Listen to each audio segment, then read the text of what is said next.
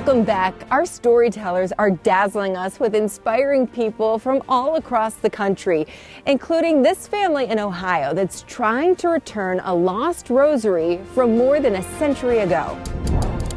They had always wanted to return it, and just life got in the way, one thing after another, and so she handed it down to me. If this crucifix and rosary could tell a story, it would go something like this. My mother, she was probably in her 80s.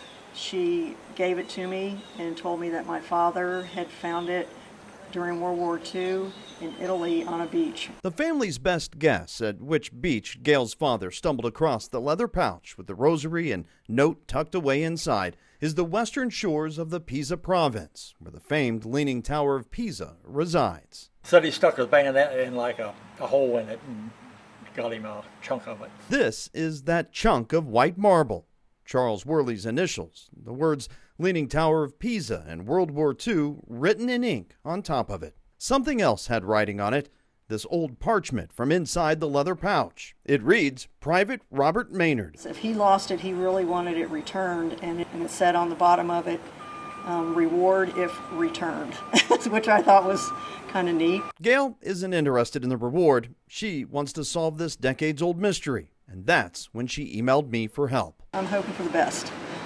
after all this time. I searched every source possible, and eventually the trail led me to Robert Maynard of Bristol, Connecticut, who unfortunately passed away December 23rd, 2008. His obituary led me to his son, Tim. Whose rosary beads were these? And I assume this was something that was given to him for safe travels during his deployment. Exactly. It was my grandmother or his mother's rosary beads that he had with him crossing the channel. He would also have the rosary beads on him just 52 days after D-Day, when fighting to liberate France. He remembers getting shot. He remembers falling forward and knocking out a couple of his teeth. Tim's father would head off for recovery back in England. While Tim admits his father didn't mention travels to Italy, he does recall his father mentioning the rosary. One of his only regrets was the fact that he had lost the rosary. The mystery solved, Gail quickly packaged up the rosary and headed to the post office in Mount Orab. And Tim couldn't wait to take a look at it for himself. So what does it mean to have it back in your possession now? Oh, it's just amazing to have something, that was with him through those times back in hand. There's a certain energy there.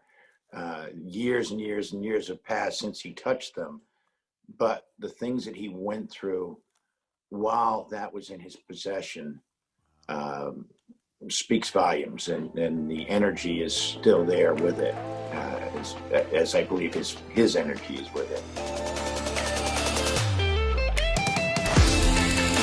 More inspiration to come. I get a lot of intrinsic reward out of that, knowing that, wow, the things I've been learning for the past 45 or 50 years are not going to waste. It's actually helping somebody. It's good to know.